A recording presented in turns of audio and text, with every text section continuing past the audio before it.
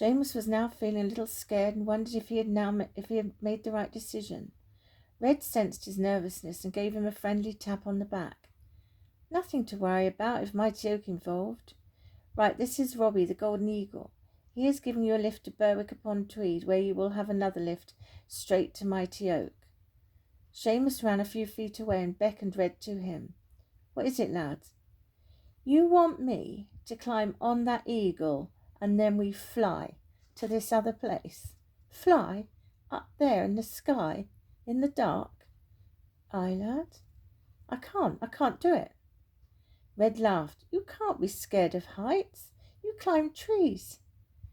Yes, I climb trees. Not that high. That's... Seamus looked up into the night sky. That's ridiculous. I'll die. Robbie called over, tapping his talon on the ground. We are late, as it is. The eagle looked somewhat annoyed. He glared at Alistair and Cameron. The bird had already waited an hour for them. Alistair called to Rod and Seamus, not taking an eye off the bird. Yes, come on, Robbie. Come on, you're making Robbie wait. He did a nervous smile to the eagle. I've agreed to help, Red. No one mentioned a flight. You're in Scotland, lad. How did you think you would do the journey? Any other way it would take too long. But, of course, if you're scared... Now, Seamus did not like to be called scared. Seamus walked past Red and walked up to Robbie. Where do you want me? Well, if you could climb up, hold on to the back of my wings firmly. Okay? Okay, said Seamus. Of course he was scared. He was terrified. He just didn't want to show it to the others. How long will this take, please?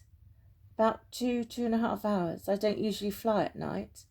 Well, that piece of information didn't help. Red, Alistair and Cameron all came up to say goodbye. Nice to meet you, Seamus, said Alistair, shaking his hand. Then Cameron shook his hand. Good luck. And then finally Red. You'll be fine, the fox winked. Be over before you know it. Seamus grabbed on to the eagle's wings. Robbie leant forward, stretched his mighty wings. All right up there, Seamus. He couldn't talk. Felt rather sick. Bye. What a spectacle it was, a tremendous bird flying high in the sky.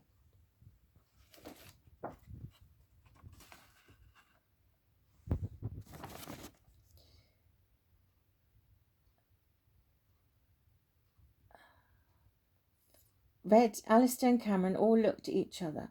They were sure they heard a scream. Well, good night, boys. Thank you for your help. I'll tell you what, Red said. There is no way you'd get me up there. They all agreed.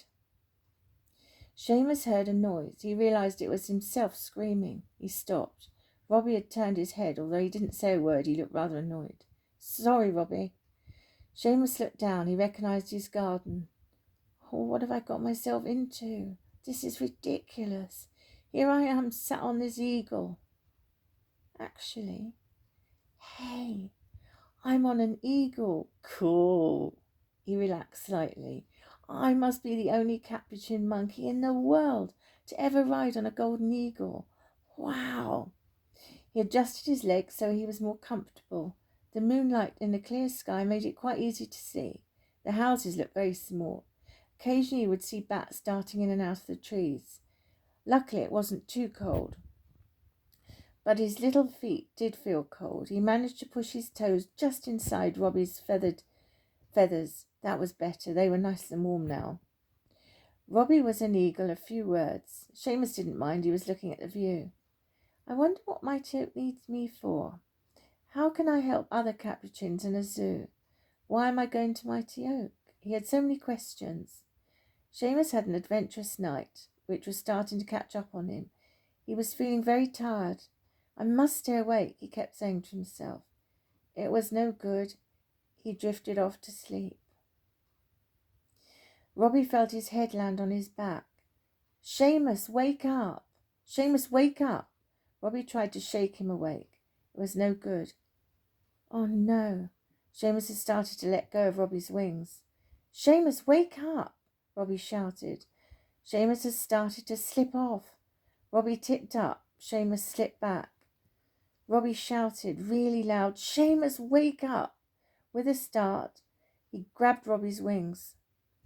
"Sorry, Robbie." Seamus had had such a shock. And now, oh no, he had the urge to go to the toilet. He hadn't been for ages.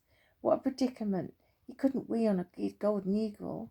Poor Seamus, at least worrying about that. There was no way he would sleep now. It seemed like ages. It was slowly starting to get light, and the birds were in full song. "Not long now," Robbie called to Seamus. Seamus saw a sign. It said Gretna Green. And then a while later, "Right, we are here." Robbie landed gracefully on a piece of green. It was a park. Seamus said thank you, slid off, and he ran to the bushes. He did the longest wee. He was so relieved. He came out of the bushes. Sorry, Nature called." "Oh, I see." Robbie actually laughed. There was a man waving at them. Seamus turned around behind them to see who he was waving at. Robbie said, laughing, "He's for you, laddie." "Oh, I wondered who he was waving at." Robbie said, "This is Fred. He is your next lift all the way to Mighty Oak." "A human? A grown up?" "Yes, he can talk to us." "What?" "I know, isn't it a wonderful thing? There's not many, Seamus." "I didn't know there was any. Just thought it was children." "Aye, lad, it's a special sort to keep that magic."